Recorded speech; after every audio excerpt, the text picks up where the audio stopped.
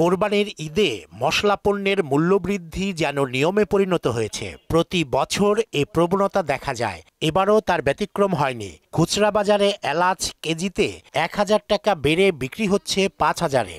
দারুচিনি কেজিতে ১০০ টাকা বেড়ে হয়েছে ৬০০।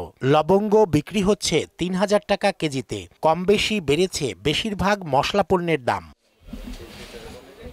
ঈদুল আজহায় মশলার চাহিদা থাকে বেশি, এই সুযোগে বেড়ে যায় দাম। প্রত্যেকটা ঈদের সিজনে আসলে যেটা চলবো বেশি ওটাতে বাড়িয়ে দেয় আর কি। আমাদের দেশের রীতি হয়ে গেছে, বাড়ানোর কোনো অবস্থা ঠিক না, তো প্রতিবারই বাড়ে, এটা ট্রেন্ড হয়ে গেছে বাংলাদেশে। অতিরিক্ত দাম বাড়ায় মশলা কেনা কমিয়ে দিয়েছেন ভোক্তারা। মশলা তো আমাদের এখন মোটর সেল হচ্ছে না, আগে যেরকম সেল হইতো এখন তো মোটর সেল হয় না। বেতন বাড়ে না, কিছু না, জিনিসের দাম ঊর্ধ্বগতিতে।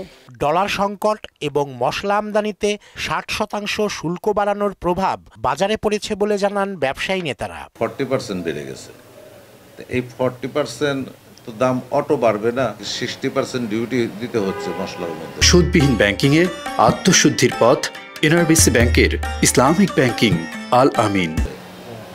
এখানে তো অটো বাড়তেছে, যে ডলারের দাম যত বাড়তেছে সাথে সাথে একদিকে কস্টিং বেড়ে যাচ্ছে।